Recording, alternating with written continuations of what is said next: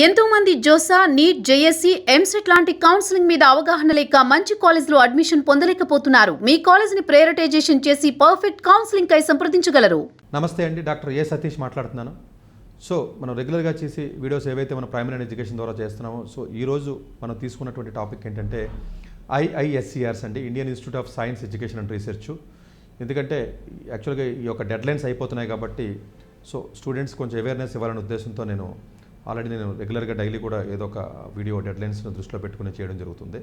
So ఈ పట్ల IISER deadline registration కూడా ఈ నెలతో మనకు అయిపోతుంది కాబట్టి, ఈ మంత్ ఎండింగ్తో అయిపోతుంది కాబట్టి సో దీనికి సంబంధించిన కొన్ని వివరాలు చాలామంది అడుగుతున్నారు, నన్ను కామెంట్స్ రూపంలో కానీ లేకపోతే ఫోన్ చేసి కానీ చాలామంది అడుగుతున్నారు.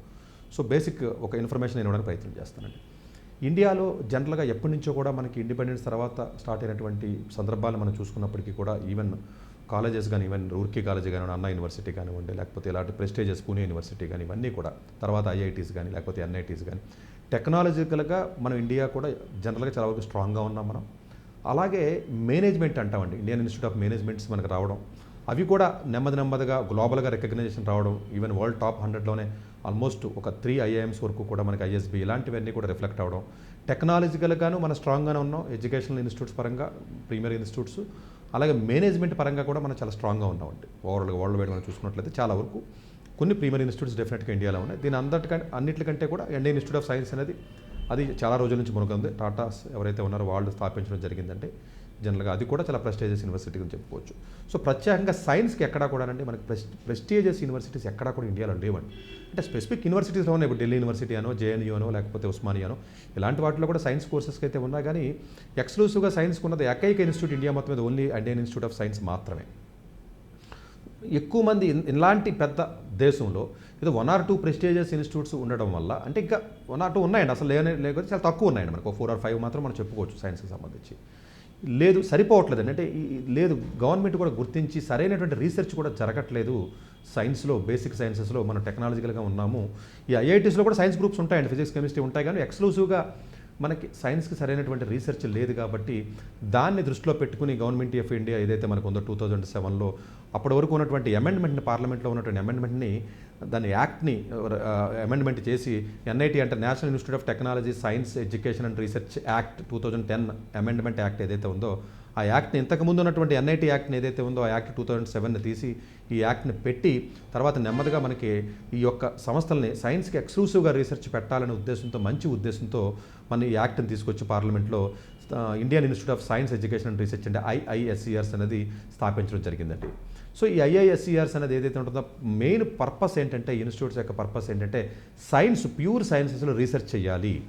మనం రీసెర్చ్లో చాలా వెనకబడి ఉన్నాము, దీన్ని కూడా మన భారతదేశంలో కొంచెం ముందుకు తీసుకెళ్లాలనే ఒక మంచి ఉద్దేశంతో గవర్నమెంట్ ఆఫ్ ఇండియా జనరల్గా మనకి ఇది స్థాపించడం జరిగిందండి. 2006లో ఫస్ట్ ఇన్స్టిట్యూట్ మనకి జనరల్గా 2006లో IISER పూణే కానివ్వండి, IISER కలకట్టా కానివ్వండి పెట్టడం జరిగింది. సబ్సిక్వెంట్గా మొహాలి 2007లో మనకు పెట్టడం జరిగిందండి. తర్వాత అట్లాగే భూపాల్ తీసుకున్నట్లయితే 2008, అట్లాగే మీకు ఏదైతే మీకు తిరువనంతపురం ఏదైతే ఉందో మనకి 2008లో తీసుకున్న తర్వాత కొత్తగా వచ్చినటువంటి బెరంపూర్ ఒరిస్సాలో కానివ్వండి, తిరుపతి ఆంధ్రప్రదేశ్లో కానివ్వండి 2016-15లో మనకు పెట్టడం జరిగింది. ఓవరాల్గా 7 ఏదైతే మనకు ఉన్నాయో 7 IISERs మనకి ఈ రోజు వరకు కూడా మనకి ఇండియాలో ఉంది. ఆంధ్రప్రదేశ్లో ఉండడం డెఫినెట్గా మనకి అది గర్వకారణమే.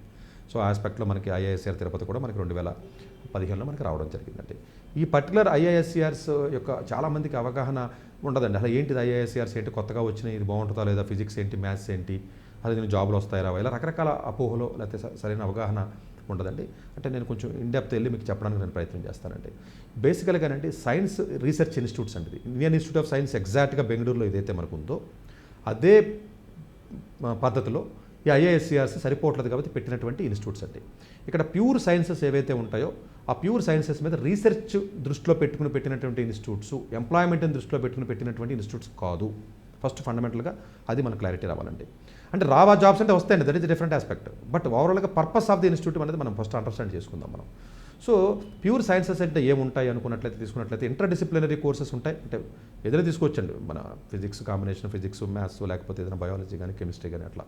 జనరల్గా తీసుకున్నట్లయితే బయాలజికల్ సైన్స్ అనేది ఏదైతే ఉంటుందో అది ఉంటుంది. అలాగే కెమికల్ కానివ్వండి, కెమిస్ట్రీకి సంబంధించి కానీ, లేకపోతే ఎర్త్ సైన్స్ కానీ, లేకపోతే జియాలజీ కానీ, జియోఫిజిక్స్ కానీ దానికి సంబంధించి కానీ, ఎకనామిక్ సైన్స్ కూడా భూపాల్లో పెట్టడం జరిగిందండి. అట్లాగే ఇంజనీరింగ్ సైన్స్ అంటారండి.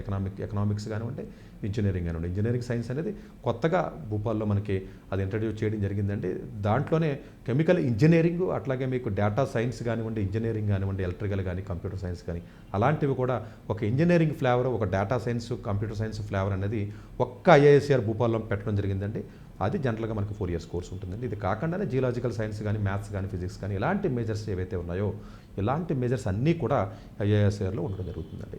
ఈ కోర్సు ఎలా ఆఫర్ చేస్తారు అంటే ఇట్స్ BSMS 5 years కోర్స్ అండి. అంతే తప్ప it's not a 4 years course. 4 yearsలో ఎగ్జిట్ అవ్వకూడదంటే ఎగ్జిట్ అవ్వచ్చు. ఆ CGP క్రైటీరియాలో మీరు ఫైనల్ ఇయర్కి ఎలిజిబిలిటీ రాకపోయినా కొన్ని క్రైటీరియాస్ ఉన్నాయండి. క్రెడిట్స్ జనరల్గా 180 credits రావాలండి 5 yearsలో. ఒకవేళ మీకు 5 yearsలో 180 credits వచ్చి ఉన్నప్పుడు జనరల్గా అంతకుముందే ఉన్నట్లు మీరు ఆటోమేటిక్గా ఎగ్జిట్ ఆప్షన్ ఉంటుంది. ఎగ్జిట్ ఆప్షన్ కొన్ని క్రైటీరియాస్ ఉంటాయి. జనరల్గా ఎవరు ఎగ్జిట్ ఆప్షన్ అవుదామని ఎవరు వెళ్ళరండి. ఇది జనరల్గా 5 years కంటిన్యూ చేద్దామని ఉద్దేశంతో వెళ్తారు. అన్లెస్ ఏదో ఫెయిల్ అయిపోయి లేకపోతే సరైనటువంటి GPA రాలేదు, ఎంఎస్కి ప్రమోషన్ రాలేదంటే అప్పుడు ఎగ్జిట్ ఆప్షన్ ఇచ్చేస్తారండి. జస్ట్ లైక్ IISTలో ఎలాగైతే మనం చెప్పుకున్నాం స్పేస్ రీసెర్చ్లో అలాంటి సందర్భాలు ఇక్కడ ఉంటాయి తప్ప 5 years కోర్సే ఉంటుందండి. సో అన్ని చోట్ల కూడా 5 years ఉంటుందండి. ఒక్క భూపాల్లో మాత్రం 4 years కోర్స్ కూడా పెట్టడం జరిగిందండి. అది కూడా BS అంటారండి. BS ఇంజనీరింగ్ సైన్స్ కానివ్వండి, BS ఎకనామిక్స్ కానివ్వండి. ఇంజనీరింగ్ సైన్స్లో మళ్ళీ చాలా స్పెషలైజేషన్స్, డేటా సైన్స్ లేకపోతే ఇంజనీరింగ్ లేకపోతే ఎలక్ట్రికల్ లేకపోతే computer science, some engineering flavour అనేది మనకి రావడం జరుగుతుందండి. ఇది ఓవరాల్గా మనం చూసినట్లయితే 7 IISCRలో ప్రెస్టేజియస్గా ఉన్నటువంటిది పూణే డెఫినెట్గా is one of the best and prestigious college అని చెప్పుకోవచ్చు. నెక్స్ట్ కలెక్టా ఇవన్నీ కూడా సీట్స్ వచ్చి అప్రాక్సిమేట్గా 288 మంది 88 ఉన్నాయి. 2088 ఉన్నాయండి పూణేలో. కలకట్టాలో 250, అలాగే మొహాలీలో కూడా 250 ఉన్నాయండి. భోపాల్లో 240 ఉన్నాయి. అలాగే తిరువనంతపురంలో కొంచెం ఎక్కువ ఉంటాయండి, 320 ఉంటాయి. అట్లా కొత్తగా పెట్టిన బెరంపూర్ కాబట్టి కొంచెం తక్కువ ఉన్నాయండి, 170 ఉన్నాయి. తిరుపతిలో 200 వరకు ఉంటాయి. ఓవరాల్గా 1700 వరకు 1715 అట్లా ఉన్నాయండి మనకి. ఇది కాకుండా మీకు పోస్ట్ గ్రాడ్యుయేషన్ PhD ఉంటాయి. నేను సపరేట్ ఎపిసోడ్ పోస్ట్ గ్రాడ్యుయేషన్కి ఇంటిగ్రేటెడ్ PhD ఎలాగా, పోస్ట్ గ్రాడ్యుయేషన్ ఎలాగా, దాని రిక్వైర్మెంట్స్ ఎలాగని సపరేట్ ఎపిసోడ్లో నేను చేస్తాను. ఇప్పుడు ఎందుకంటే ప్రస్తుతానికి IIT NEET 12th స్టూడెంట్స్ ఎక్కువగా ఉన్నారు కాబట్టి నాకు సమయం లేదు కాబట్టి ఫోకస్ అంతా ఇప్పుడు నేను ఓన్లీ 12th స్టాండర్డ్ ఈ స్టూడెంట్స్ మీద ఎక్కువగా నేను ఫోకస్ చేయడం జరుగుతుందండి. మేబీ ప్రాబబ్లీ ఒక 15 రోజుల తర్వాత కొంచెం ఇది మనకి తగ్గిన తర్వాత నేను పోస్ట్ గ్రాడ్యుయేషన్కి సంబంధించినటువంటి వీడియోలు కానీ లేకపోతే UGC నెట్ గేటు అలాంటి వాటిలోకి వెళ్తానండి. క్యాట్ ఎగ్జామ్ అట్లా లేదా ఫారెన్ యూనివర్సిటీస్ అలాంటివి. సో దీనికి ఈ 7 కాకుండా మేజర్గా ఉన్న చేంజ్ ఏంటంటే ఈ సంవత్సరం మనకి ఒకటి KVPY ఎగ్జామ్ అనేది ఒకటి ఉండేదండి. మనకి IISc పెట్టేవారు, ఇండియన్ ఇన్స్టిట్యూట్ ఆఫ్ సైన్స్. ఈ IISc పెట్టి KVPY ఎగ్జామ్ ఏదైతే ఉంటుందో అది లాస్ట్ ఇయర్ నుంచి దాన్ని ఆపేశారండి. ఇప్పుడు 2021 తర్వాత ఆగిపోయిందండి. సో అందు గురించి ఏంటంటే ఇండియన్ ఇన్స్టిట్యూట్ ఆఫ్ సైన్స్లోకి వెళ్ళాలన్నా కూడా, BS కోర్సుకి వెళ్ళాలన్నా కూడా జనరల్గా KVPY ద్వారా ఇచ్చేవారండి. ఇప్పుడు దాన్ని ఏం చేశారంటే KVPY ఎగ్జామ్ లేదు కాబట్టి దీన్ని కూడా ఈ పూల్లో కలిపేసి ఏదైతే మనకి IISCR యాప్టిట్యూడ్ టెస్ట్ ఉంటుందో యాప్టిట్యూడ్ టెస్ట్ ద్వారా మనకి ఇవ్వడం జరుగుతుందండి. ఈ 7 + 1 8 IISCR యాప్టిట్యూడ్ టెస్ట్తో 8 కాక ఇంకొకటి కొత్తగా ఈ సంవత్సరం యాడ్ అయింది ఏంటంటే IIT మద్రాస్లో కొత్తగా ఒక కోర్సు పెట్టడం జరిగిందంటే BS medical science and engineering programme. అంటే మెడికల్ని ఇంజనీరింగ్ని కంబైన్డ్ చేస్తూ పెట్టినటువంటి ప్రోగ్రామ్, మోర్ డిమాండింగ్ ప్రోగ్రామ్ అండి. రీసెర్చ్ ఓరియంటెడ్ ప్రోగ్రాము, జాబ్స్ కాదండి. హయ్యర్ స్టడీస్ ఏదైనా మనకి US కానీ లేకపోతే UK కానీ, డెవలప్డ్ కంట్రీస్ చైనా కానీ ఇలాంటివి కంట్రీస్కి వెళ్ళి ఏదైనా కొంచెం రీసెర్చ్ చేద్దామని ఇంట్రెస్ట్ ఉన్నట్లయితే ఆ కోర్స్కి జాయిన్ అవ్వడానికి ఉంటుంది. అది కూడా జనరల్గా దీంట్లో కల్పిస్తారండి ఇప్పుడు. సో ఇవన్నిటికి కూడా జనరల్గా IIT మద్రాస్లో కానీ, IISc బెంగళూరులో కానీ, జనరల్గా 7 SCRలో కానీ ఉన్నటువంటి ఎంట్రీ రిక్వైర్మెంట్స్ ఏంటంటేనండి, ఒకటి KVPY ఎగ్జామ్ ఆల్రెడీ మనం అనుకున్నాం 2021లో ఉంది కాబట్టి స్టిల్ ఈ సంవత్సరం మాత్రం KVPY ద్వారా కూడా దీంట్లోకి వెళ్ళే అవకాశం ఉంది. ఎందుకంటే అప్పుడు రాశారు కాబట్టి 2021లో 11th క్లాస్లో స్టూడెంట్స్ రాశారు కాబట్టి ఇప్పుడు అవకాశం వచ్చారండి. అట్లాగే రెండోది వచ్చేటప్పటికి మనకి JEE అడ్వాన్స్డ్ ద్వారా కూడా వెళ్ళొచ్చు. చాలామంది అడ్వాన్స్డ్ కాదనుకుంటారండి, అడ్వాన్స్డ్ స్కోర్ ద్వారా కూడా వెళ్ళొచ్చు. మూడోది IISCR యాప్టిట్యూడ్ టెస్ట్ అంటే IAT అంటారండి యాప్టిట్యూడ్ టెస్ట్. ఈ 3 రకాలుగా మీరు ఈ దీంట్లోకి వచ్చే అవకాశం ఉంటుందండి. జనరల్గా ఇక్కడ గుర్తుపెట్టుకోవాల్సింది ఏంటంటే దీంట్లో గవర్నమెంట్ ఇన్స్టిట్యూట్స్ కాబట్టి రిజర్వేషన్స్ కూడా ఉంటాయి. రిజర్వేషన్స్లో SC రిజర్వేషన్ 15% ఉంటుంది, ST రిజర్వేషన్ వచ్చి 7.5 ఉంటుంది. OBC ఏదైతే నాన్ క్రీమీ లేయర్ ఉందో దానికి 27% ఉంటుంది. PH ఏదైతే ఉంటుందో 5% ఉంటుంది. అలాగే కాశ్మీర్ మైగ్రెంట్స్ సపరేట్గా ఒక్కొక్క IISRకి 3 సీట్లు ఇస్తారండి కాశ్మీర్ మైగ్రెంట్స్కి. అలాగే EWS వచ్చి రెగ్యులర్గానే 10% మనకి ఉంటుందండి. అలాగే ఈ యొక్క సర్టిఫికేట్ EWS సర్టిఫికేట్ మాత్రం వ్యాలిడిటీ ఫ్రెష్గానే ఏ ఇయర్ అయితే ఉంటుందో ఆ ఇయర్ మీరు పెట్టవలసి ఉంటుందండి. తొందరపడి మీరు పాత పెట్టడానికి ప్రయత్నం చేయకండి. ఇది ఓవరాల్గా ఉన్నటువంటిది. దీనికి దుబాయ్లో కానీ దీనికి కూడా ఫారెన్ నేషనల్కి కోటా ఉందంటే ప్యూర్ ఫారెన్ పాస్పోర్ట్ హోల్డర్ అయితేనే ఎలిజిబుల్ అవుతుందండి. అలాగే గల్ఫ్లో ఉండి OCA కానీ లేకపోతే PIO అంటారండి. ఈ కేటగిరీ స్టూడెంట్స్ ఎవరైతే ఉంటారో వాళ్ళని కూడా జనరల్ కేటగిరీ కింద చూస్తారు తప్ప సపరేట్గా ఫారెన్ నేషనల్స్ ఏదైతే మనకి IIIT హైదరాబాదు వేరే వేరే కాలేజీలు ఇచ్చే విధానం ఏదైతే ఉందో ఆ విధానం దీనికి లేదండి మనకి. సో అట్లాగే ఈ పర్టికులర్ మనం చూసుకున్నట్లయితే కేవీపీవేలో ఉన్న కట్ ఆఫ్స్ మనం చూసుకున్నట్లయితే మీరు అండర్స్టాండ్ చేసుకోవాల్సింది ఏంటంటే కేవీపీవే స్కోర్ ఆల్రెడీ ఇప్పుడు స్టిల్ వ్యాలిడిటీ మనకు ఉన్నట్లయితే ఏదైతే ఐఏఎస్ఆర్ కలకటా ఏదైతే ఉంటుందో మీకు పూణే కానీ ఇవన్నీ ఏవైతే ఉన్నాయో కేవీపీవేలో ర్యాంక్స్ మీకు జనరల్గా 900 800 లేకపోతే 1000 ఆ రేంజ్ ఆఫ్ ర్యాంక్స్ ఏవైతే మీకు ఎస్సీఎస్ స్ట్రీమ్ అంటారండి 11th 12th అనేది ఇది కాదు కాబట్టి 12th ఇప్పుడు వ్యాలిడ్ లేదండి ఎందుకంటే ఎగ్జామ్ ఆపేశారు కాబట్టి 11th స్ట్రీమ్లో ఎస్సీఎస్ స్ట్రీమ్లో ఉన్నటువంటి ర్యాంక్స్ ఏవైతే ఉన్నాయో ఉంటుంది. అట్లాగే జేఈ మనకి మేజర్గా వచ్చినటువంటి ఎంట్రీ అండి. కేవీపీవీ ఎవరైతే రాసుంటారో ఎవరికైతే 1000 అంటే కేవీపీ స్కాలర్స్ అంటారు అనమాట, ఫెలోషిప్ అంటారు. ఎవరికైతే మీకు ఫెలోషిప్ వచ్చిందో అది వాళ్ళందరూ కూడా అప్లై చేసుకునే అవకాశం ఉంటుంది, ఇబ్బంది ఉంటుంది. మనకి జనరల్గా 1000 ర్యాంక్ వచ్చినా కూడా మీకు వచ్చే అవకాశం ఉంటుందండి. అలాగే జేఈ అడ్వాన్స్డ్ అంటారండి. జేఈ అడ్వాన్స్డ్లో జనరల్గా మీకు 15,000 వరకు కూడా మీకు అవకాశం ఉంది.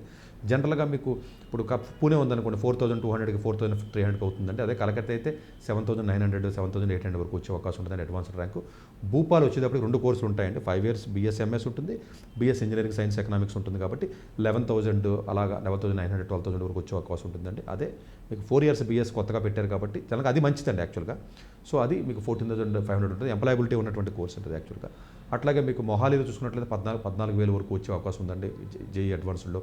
తిరువనంతపురం ఇవన్నీ కూడా 15,000 దాకా వచ్చే అవకాశం ఉంటుంది. జనరల్గా 15,000 లోపు ఉన్నటువంటి ర్యాంక్స్ ఎవరైతే ఉంటారో వాళ్ళు ఎలిజిబిలిటీ ఉంటుంది, వాళ్ళు అప్లై చేసుకోవచ్చు, వాళ్ళ సీట్లు కూడా వస్తాయి 15,000 వచ్చినా కూడా. అట్లాగే ఐఐఎస్ఆర్ యాప్టిట్యూడ్ టెస్ట్ ఏదైతే ఉంటుందో ఆల్రెడీ మనకి June 17th ఎగ్జామ్ జరిగిందండి.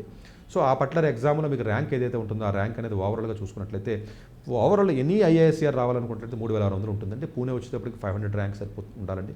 భూపాల్ వస్తే 2,000, మనకి కలకట్ట వస్తే 1,400 ర్యాంకు, లేకపోతేనేమో పూణే కొంచెం బాగా బాగుంటుంది కాబట్టి మీకు 500 60కి 600కి అయిపోతుంది. ఇది ఓపెన్ కేటగిరీ జనరల్ చెప్తున్నానండి. రిజర్వేషన్ వచ్చినప్పుడు కొంచెం ర్యాంక్స్ పెరుగుతాయి మనకి.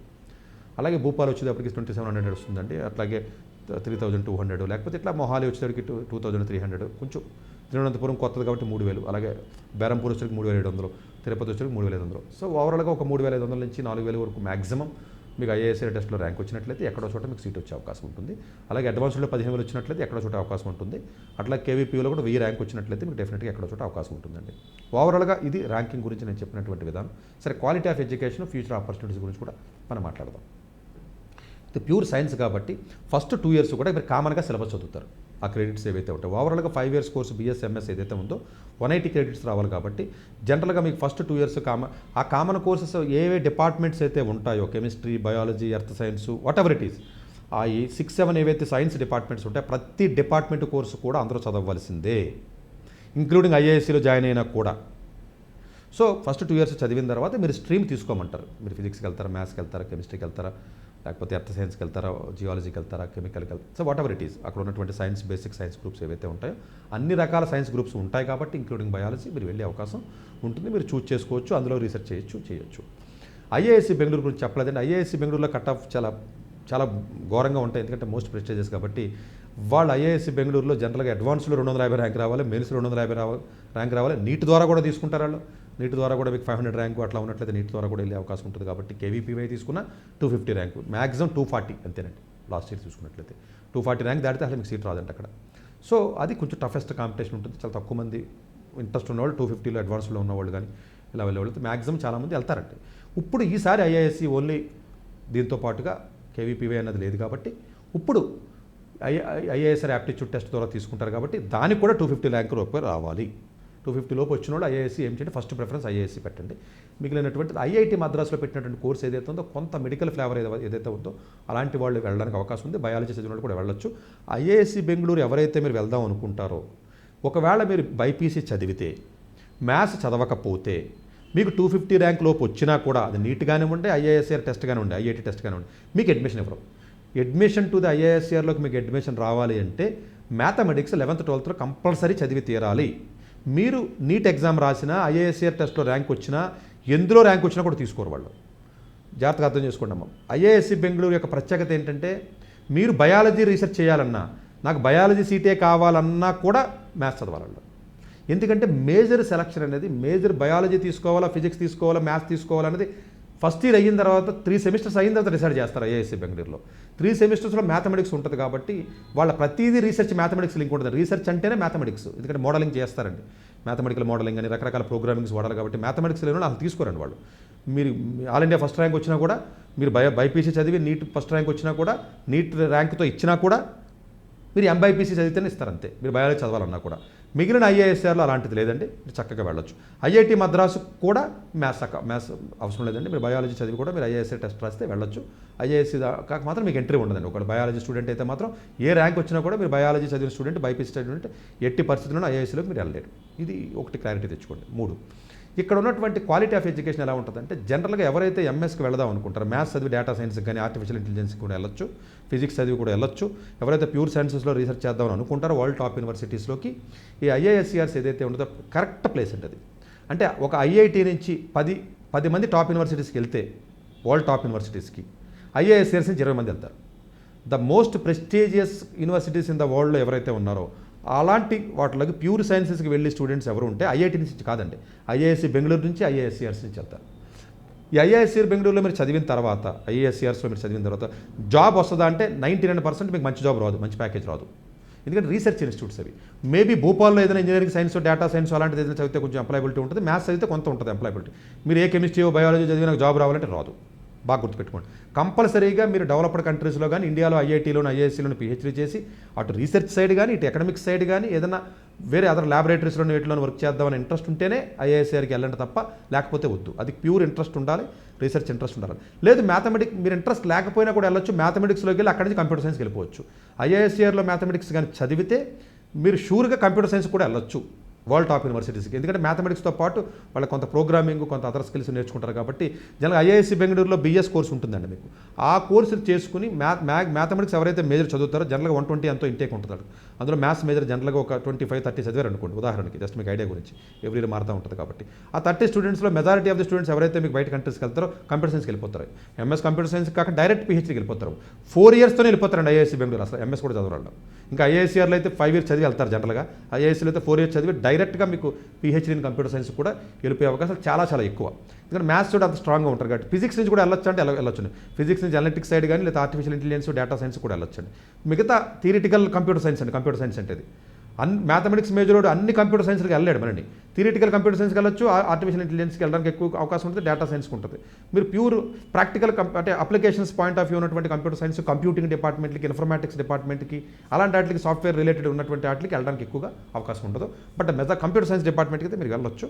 ఐఏఎస్ఆర్లో మ్యాథ్స్ చేసి నేను మ్యాథ్స్ కదా నాకు ఎందుకు పనికిరాదు కదా వెళ్ళదు. మ్యాథ్స్ చదివి పర్ఫెక్ట్గా మీరు వెళ్ళొచ్చు. మీరు వాటర్లో యూనివర్సిటీ తీసుకున్న ప్రెస్టీజియస్ యూనివర్సిటీ కెనడాలో ఎలిజిబిలిటీ మీరు చూసుకున్నట్లయితే, డేటా సైన్స్ ఎలిజిబిలిటీ చూసుకున్నట్లయితే ఆర్టిఫిషియల్ ఇంటెలిజెన్స్ మ్యాథ్స్ కూడా తీసుకుంటారు.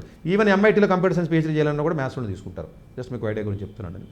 సో అందువల్ల అలాంటి ఉద్దేశం ఉంటే తప్పనిసరిగా మీరు వెళ్ళండి, ఇబ్బంది ఏమీ లేదు. సో ఫ్యాకల్టీస్ ఏ విధంగా ఉంటారంటే, జనరల్గా మీకు ఐఐటీస్లో ఏ విధమైన ఫ్యాకల్టీ ఉంటారో దానికంటే కూడా కొంచెం బెటర్ ఫ్యాకల్టీస్ కూడా ఇక్కడ ఉండే అవకాశాలు ఉన్నాయి కొన్ని. అంటే ఐఐటీస్ 23 ఐఐటీస్లోనే బెస్ట్ ఫ్యాకల్టీ ఉండరు. బట్ ఐఐఎస్ఆర్లో మాత్రం పూణే లాంటి, కలకట్టా లాంటి దాంట్లో ఎలాంటి ఫ్యాకల్టీస్ ఉంటారంటే, జనరల్గా మ్యాక్సిమం ఐఐటీస్లో కానీ, పర్డూ యూనివర్సిటీ కానీ, ఇప్పుడు ఐఐటీ పూణే చెప్తాను ఉదాహరణకి, అక్కడ ఉన్న ఫ్యాకల్టీ నాకు కొంచెం ఐడియా ఉన్నారు పర్సనల్గా.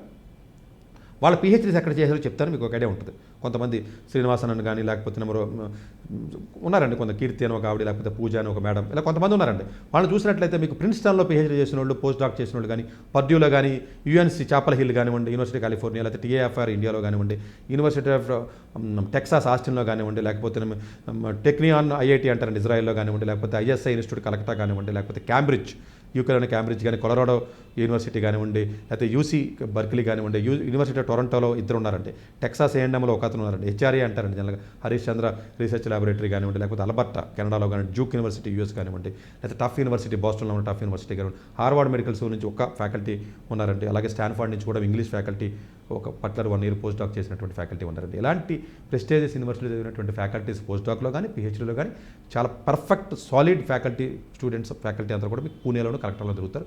మిగతా ఐఐఎస్ఆర్లో కూడా చాలా మంచోళ్ళు ఉన్నారండి, కాకపోతే అంత స్ట్రాంగ్ ఉండకపోవచ్చు కానీ మంచోళ్ళు ఉన్నారు మీకు. అంటే నేను అన్నీ చెప్పడానికి నాకు మళ్ళీ స్పెసిఫిక్గా మనకి టైం సరిపోదు కాబట్టి, ఏదైనా ఒక్కొక్క ఐఏఎస్ఆర్కి ఫ్యూచర్లో టైం దొరికినప్పుడు నేను డీటెయిల్గా ఎక్స్ప్లెయిన్ చేస్తాను, మీకు ఒక అర్థం అవ్వాలి కాబట్టి ఆ ఫ్లేవర్ మీకు ఉండాలనే ఉద్దేశంతో నేను చెప్పడం జరుగుతుందండి. సో ఈ ఐఏఎస్ఆర్స్కి వెళ్ళినప్పుడు జనరల్గా జాబ్ అని ఎవరైనా క్యాట్ ఎగ్జామ్ రాసుకుని వెళ్తాను, లేకపోతే ఏదైనా ఐఏఎంకి వెళ్తాను, లేకపోతే సివిల్ సర్వీస్ రాస్తాను, ఇంకోటి అలాంటి ఉద్దేశంలో కూడా ఇబ్బంది లేదు, వెళ్ళొచ్చు. బట్ స్టిల్ రీసెర్చ్ ఇంట్రెస్ట్ ఉంటేనే వెళ్ళండి, ఎందుకంటే మీరు ఫ్రస్ట్రేట్ అయిపోతారు లేకపోతే. బట్ మ్యాథమెటిక్స్ కానీ, ఫిజిక్స్ లాంటి దాంట్లో కానీ అక్కడ కానీ రీసెర్చ్ చేసినట్లయితే చాలా మంచి ఆపర్చునిటీస్ విదేశాల్లో వస్తాయి. ఇండియాలో కూడా ఐఏఎస్సీ కానీ, అదర్ ఐఐటీస్లోకి వెళ్ళి మీరు పిహెచ్డీ చేసుకోవచ్చు, టీఏఎఫ్ఆర్ కానీ, లేకపోతే ఐఎస్సీ కానీ, సిఎంఐ కానీ, ఇలాంటి ప్రెస్టీజియస్ యూనివర్సిటీలో కూడా మీరు చదవడానికి ఎక్కువగా మీకు అవకాశం ఉంది. సో అందులో మీకు ఇబ్బంది ఉండదు. జాబ్ ఆపర్చునిటీస్ తక్కువగా ఉంటే అక్కడే ఇంటిగ్రేటెడ్ పిహెచ్డీ కింద కన్వర్ట్ చేసుకునే అవకాశం ఉందంటే ఉంది. అకాడమీస్లో రావాలనుకుంటే రావచ్చు. ఈ ఐఐఎస్సీలో చేసిన తర్వాత ఐఐటీలో ఫ్యాకల్టీ పొజిషన్ కింద వెళ్ళకూడదంటే వెళ్ళొచ్చు. సో ఐఐఎస్సీకి ఐఐఎస్సీకి ఉన్న డిఫరెన్స్ ఏంటంటే ఐఐఎస్సీఆర్లో మీకు ఇంకా మోర్ ఫ్లెక్సిబిలిటీ ఉంటుంది. ఐఐఎస్సీ బెంగళూరులోకి వచ్చేటప్పటికి జనరల్గా 1.5 year అయిన తర్వాత ఆటోమేటిక్గా మీరు ఏదైతే ఉందో దానికి వెళ్ళిపోతారు. ఐఐఎస్సీఆర్లోకి వచ్చేటప్పటికి ఇక్కడ ఒక రకమైనటువంటి అడ్వాంటేజ్ ఉంటుంది. ఐఐఎస్సీ బెంగళూరులో ఒక అడ్వాంటేజ్ ఉంటుంది. స్టిల్ ఐఐఎస్సీ బెంగళూరు ఏదైతే ఉంటుందో అదే ప్రిఫర్ చేస్తాం మనం, ప్రెస్టీజియస్ యూనివర్సిటీ కాబట్టి. అక్కడి నుంచి చదివితే జనరల్గా ఐఐఎస్సీలో మీకు బీఎస్సీ ఏదైనా చదివినట్లయితే ఆల్మోస్ట్ మీరు ఎష్యూర్డ్ వరల్డ్ టాప్ 50 టాప్ 20 యూనివర్సిటీస్కి పిహెచ్డీకి విత్ ఫుల్ ఫండింగ్తో వెళ్ళే అవకాశాలు ఉంటాయి. అక్కడైతే 5 years కూడా చేయట్లేదని 4 years సరిపోతుంది. ఐఐఎస్సీఆర్లో అయితే మీకు 5 years చేయడానికి అవకాశం ఉంటుంది. అంటే ఓవరాల్గా అర్థం చేసుకోవాల్సింది ఏంటంటే అడ్వాన్స్డ్లో ఎవరైతే 12,000, 13,000, 14,000 లేదా ఐఐటీస్లో కంప్యూటర్ సైన్స్ లేదా ఎలక్ట్రికల్ లేదా మ్యాథ్స్ అలాంటి ఏదైనా రాదు అనుకున్నప్పుడు మ్యాథ్స్ రాదు ఐఐఎస్సీకి అంటే కొత్త బ్రాండ్ కదా, ఎవరికి తెలియదు కదా, దీనివల్ల ఉపయోగం లేదు కదా. కొత్త బ్రాండ్స్ ఏమన్నా ఐఎస్బీ కొత్తగా వచ్చింది, పాపులారిటీ వచ్చి పెరిగిపోయింది. IIIT హైదరాబాద్ వచ్చి 25 ఏళ్ళు అవలా పాపులారిటీ తెచ్చేసుకున్నాయి. యూనివర్సిటీ కొత్తది అవ్వాల్సిన అవసరం ఏమీ లేదండి. అంటే కొత్తదే ఉన్న దాని స్ట్రెంగ్త్ ఉందనుకోండి, ఆ ఫ్యాకల్టీ ప్రొఫైల్ కానీ ఆ క్వాలిటీ ఆఫ్ ఎడ్యుకేషన్ ఉంటే. అలాగే ఫీజ్ స్ట్రక్చర్ సెమిస్టర్కి వచ్చి 20,000, 15,000 అలా ఉంటుందండి. అది ఫీజు ఆల్మోస్ట్ నిల్ అని చెప్పుకోవచ్చు, చాలా చాలా తక్కువని చెప్పుకోవచ్చు అండి. మిగతా ఐఐటీస్ ఎన్ఐటీస్తో కంపేర్ చేస్తే ఫైనాన్షియల్గా బర్డెన్ ఏమి ఉండదు. అలాగే మెస్ ఫెసిలిటీస్ అవి బాగానే ఉంటాయండి, స్పోర్ట్స్ ఫెసిలిటీస్ కూడా బాగానే ఉంటాయి. బట్ కొంచెం డెడికేటెడ్గా ఉండి జాగ్రత్తగా చదువుకున్నట్లయితే మీకు ఐఐఎస్సీఆర్స్ అనేది ఏదైతే ఉందో 7 ఐఐఎస్సీఆర్లు కూడా ఉంది. ఐఐటీ మద్రాస్ కూడా పెట్టండి, కొంచెం ఏదైనా మెడికల్గా కానీ ఏదైనా మీకు ఆ ఫ్లేవర్ ఉన్నట్లయితే అది కూడా పెట్టండి. సో ఓవరాల్గా నీట్ క్వాలిఫై అయినా, అడ్వాన్స్డ్ క్వాలిఫై అయినా, ఐఐటీ యాప్టిట్యూడ్ టెస్ట్ క్వాలిఫై అయినా, కేవీపీవై ఎస్ఏ ఉన్నా మీరు అప్లై చేయొచ్చు.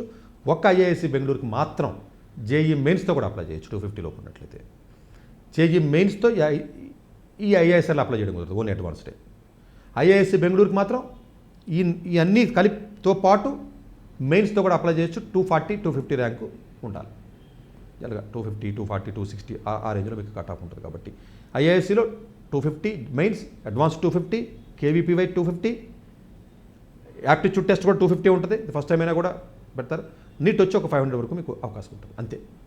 ఆ రేంజ్ ఆఫ్ ర్యాంక్స్ వచ్చితే మాత్రమే మీరు ఐఐఎస్సీ బెంగళూరులో అడుగు పెట్టగలరు. ఐఐఎస్సీ బెంగళూరులో బీటెక్ కూడా పెట్టారు. B Tech maths and computing one of the most powerful course అది. మ్యాథ్స్ అండ్ కంప్యూటింగ్ అంటారండి, కంప్యూటర్స్ అంటారు. చాలా బెటర్ కోర్స్ ఉంటుంది. 2 years అయిన తర్వాత ఆల్మోస్ట్ మీకు 6 streams ఉంటాయి. మీరు క్వాంటిటీ ఫైనాన్స్ లాంటి కోర్సెస్ కూడా వెళ్ళొచ్చు మీరు. సో డెఫినెట్గా అక్కడ వచ్చి అది బీటెక్ జనరల్గా మీకు ఏదైనా అడ్వాన్స్డ్లో మీకు ఏదైనా ఒక 700, 600 ఆ రేంజ్ ఆఫ్ ర్యాంక్ ఉన్నట్లయితే ఆ లోపు వరకు వచ్చే అవకాశం ఉంటుంది. ఫస్ట్ బ్యాచ్ కాబట్టి అలా ఉందండి. 2-3 yearsకి స్టెబిలైజ్ అయిపోతుంది. 300-400 అయిపోతుంది. 200-300 కూడా అయిపోయే అవకాశాలు ఉంటాయి. అఫ్కోర్స్ నేను ఓపెన్ కేటగిరీ బాయ్స్ ర్యాంకింగ్ చెప్తానండి. ప్రాబబ్లీ ఫీమేల్స్ కానీ అదర్ రిజర్వేషన్స్ కానీ మీరు ర్యాంకులు కొంచెం ఎక్కువ వచ్చినా కూడా ఎక్కువగా అవకాశం ఉంటుంది. IISCRలో మాత్రం మీకు పూణే కలెక్టర్ డెఫినెట్గా పెట్టండి. ఓన్లీ నాకు ఇమీడియట్గా జాబ్ రావాలి, నాకు రీసెర్చ్ ఇంట్రెస్ట్ లేదంటే మాత్రం భోపాల్ మాత్రం వెళ్ళండి. అది ఇంజనీరింగ్ సైన్స్ కానీ ఇంజనీరింగ్ ఎకనామిక్స్కి వెళ్ళండి. అది కొంచెం మార్కెట్లో డిమాండ్ ఇమీడియట్గా జాబ్ వచ్చే అవకాశాలు ఉంటాయి. డేటా సైన్స్ లేకపోతే ఇంకోటి ఏవైతే ఉన్నాయో అవి చదవడానికి ఎక్కువగా అవసరం ఉంటుంది. మిగిలిన అన్నింటికి ఇబ్బంది. తిరుపతి దగ్గర ఉంది కదా అని చెప్పేసి తిరుపతి వెళ్ళొద్దు. మిగతా కొంచెం బాగానే ఉంటాయి కూడా, దానికి వెళ్ళండి. లాస్ట్లో మీకు వేరే చోట పెట్టినప్పుడు ఆ ప్రయారిటీ పెట్టినప్పుడు తిరుపతి కూడా మీరు ప్రయారిటీ పెట్టండి. సో ఎగ్జిట్ ఆప్షన్ లేదా అంటే 4 years తర్వాత కూడా మీకు ఎగ్జిట్ ఆప్షన్ ఉంటుంది. ఐఐఎస్సీఆర్లో మీరు జాయిన్ అయితే బీఎస్సీ కాబట్టి ఐఐఎస్సీ బెంగళూరులో మీకు ఎగ్జిట్ ఆప్షన్ అవసరం లేదు. కావాలంటే 4 years ఐఐఎస్సీలో చదివితే 4 years తర్వాత 1 year ఎక్స్టెండ్ చేసుకోవచ్చు. ఐఐఎస్సీఆర్లో జాయిన్ అవడం 5 years జాయిన్ అవుతారు, ఎగ్జిట్ అయ్యి ముందుకు రావచ్చు. ఫుల్ఫిల్ చేయవచ్చు. జనరల్గా కూడా ఎగ్జిట్ అయ్యి బయట రావడానికి ట్రై చేయడం. ఇంకో 1 year చేసి రీసెర్చ్ కాబట్టి వాళ్ళు పిహెచ్డీకి వెళ్తారు. ఎందుకంటే రీసెర్చ్లో 4th yearలో చేసిన రీసెర్చ్ పబ్లికేషన్స్ రావాలి, వస్తే తప్ప పిహెచ్డీకి వెళ్ళలేరు కాబట్టి ఆ 1 year ఆగుతారు. ఇంకొకటి ఏంటంటే జనరల్గా మీకు ఫుల్ ఫండింగ్ పిహెచ్డీకి వస్తుంది కాబట్టి జనరల్గా అలాగా ట్రై చేస్తూ ఉంటారండి వాళ్ళు అలాగా. సో ఇవన్నీ దృష్టిలో పెట్టుకుని క్యాంపస్ లైఫ్ బాగానే ఉంటుంది, అంతా బాగానే ఉంటుందండి. లైఫ్ కానీ, క్వాలిటీ ఆఫ్ ఎడ్యుకేషన్ కానీ, ఫ్యాకల్టీ ప్రొఫైల్స్ కానీ ఇవన్నీ ఉంటాయి. బట్ మీరు ఫారెన్ కంట్రీ వెళ్ళడానికి మెంటల్గా సిద్ధపడిపోవాలి పిహెచ్డీకి. సో అది పిహెచ్డీ ఓన్లీ ఫిజిక్స్, కెమిస్ట్రీ అంటే ఏ ఫీల్డ్ అయితే మీకు ఇంట్రెస్ట్ ఉందో ఆ ఫీల్డ్లోకి వెళ్ళినట్లయితే డెఫినెట్గా మీకు బెటర్గా ఉండే అవకాశం ఉంటుంది. నేనైతే ఎవరికైతే కొంచెం పెద్ద ర్యాంకులు వచ్చి ఏదైనా ఎన్ఐటీలోనే ఎక్కడికి వెళ్ళి ఇంకోటి ఏదో చదివి, లేదా ఐఐటీలో ఏదో చిన్న బ్రాంచ్లు చదివి అది మళ్ళీ జాబ్లు వస్తాయి రావా దానికంటే నేను బయటికి వెళ్తాను అనుకున్నప్పుడు మ్యాథమెటిక్స్ లాంటిది వెళ్ళిపోయి చక్కగా ఇలాంటి కోర్సెస్ ఐఐఎస్సీఆర్లో చదువుకున్నట్లయితే ఐఐఎస్సీ బెంగళూరు రాకపోతే డెఫినెట్గా మీకు బాగుంటుందండి. 7+2 మొత్తం 9 దాటికి మీరు కౌన్సిలింగ్ చేయాలండి. ఈ మంత్ ఎండింగ్ లాస్ట్ డేట్ కాబట్టి జేఈ అడ్వాన్స్డ్ ద్వారా అలాగే ఐఐటీ ఎగ్జామ్ ఏదైతే ఉందో దాని ద్వారా. సో వీళ్ళు అప్లికేషన్ అందరూ కూడా దయచేసి పెట్టండి. సరే వచ్చిన తర్వాత మీరు ఆలోచించుకోండి. ఎకనామికల్గా బర్డెన్ ఉండదు, ఫీజు కూడా చాలా తక్కువ ఉంటుంది, హాస్టల్ ఫీజు కూడా చాలా తక్కువ ఉంది, హాస్టల్ అకామిడేషన్ కానీ ఇంకోటి కానీ బాగానే ఉంటాయండి. Thank you very much. Doctor ఏ సతీష్ గారు ఏపీ తెలంగాణ విద్యార్థులకు సుపరిచితమైన పేరు. సతీష్ గారు 2001 యూపీఎస్సీ పరీక్షల్లో ఉత్తీర్ణులై ఇండియన్ రైల్వే విభాగంలో ఉద్యోగం సాధించారు. సతీష్ గారు చదివిన చదువులు engineering, M Tech, MBA, executive MBA, MSc, MBA HR, MA psychology లాంటి పోస్ట్ గ్రాడ్యుయేషన్ డిగ్రీలతో పాటు డాక్టరేట్ కూడా చదవడం జరిగింది. డాక్టర్ సతీష్ గారు నిరంతర విద్యార్థి. అలాగే సతీష్ గారు పలు ప్రతిష్టాత్మక కాంపిటేటివ్ పరీక్షల్లో, యూపీఎస్సీ నిర్వహించే సివిల్ సర్వీసెస్ పరీక్షల్లో 159వ ర్యాంక్, అలాగే ఇంజనీరింగ్ సర్వీస్లో 24వ ర్యాంక్, గేట్ ఎగ్జామ్లో 4వ ర్యాంక్, క్యాట్ ఎగ్జామ్లో 99.8%, జీమాట్ ఎగ్జామ్లో 760 స్కోర్, ఇలా పలు కాంపిటేటివ్ ఎగ్జామ్స్లో మొదటి ప్రయత్నంలోనే ఎన్నో ర్యాంకులు సాధించారు. ఇన్ని క్వాలిఫికేషన్స్, డిఫరెంట్ కాంపిటేటివ్ పరీక్షల్లో ర్యాంకులు సాధించిన వ్యక్తులు మన ఇండియాలో చాలా అరుదని చెప్పాలి. ఇలాంటి అకాడమిక్ల పరంగా, కాంపిటేటివ్ల పరంగా ఇన్ని ర్యాంకులు సాధించడంతో పాటుగా గవర్నమెంట్ ఉద్యోగం చేస్తూ పలు అవార్డులు తీసుకున్నారు. సతీష్ గారికి జనరల్ మేనేజర్ అవార్డు జోనల్ లెవెల్లో, ఆల్ ఇండియా లెవెల్లో నేషనల్ లైఫ్ టైమ్ అచీవ్మెంట్ గుర్తింపులు దక్కాయి. అప్రిసియేషన్ ఆఫ్ ప్రెసిడెంట్ ఇండియా నుంచి గానీ life time Sevashri award from Andhra Pradesh మంత్రుల నుంచి అందుకున్నారు. వీటితో పాటు పలు రకాల అవార్డులు అందుకున్నారు. ఎన్నో ప్రతిష్టాత్మక ఆర్గనైజర్స్ సంస్థలో పర్మనెంట్ మెంబర్గా ఉన్నారు. కష్టపడి పైకి వచ్చిన వ్యక్తి కావడం వల్ల గత 20 సంవత్సరాల నుంచి ఎంతో మంది చిన్నపిల్లల దగ్గర నుండి 5, 6 తరగతి విద్యార్థుల నుంచి పెద్ద పెద్ద పీజీ, పీహెచ్డీ కాలేజీలకు వెళుతూ విద్యార్థులకి అవగాహన కల్పిస్తూ ఉంటారు.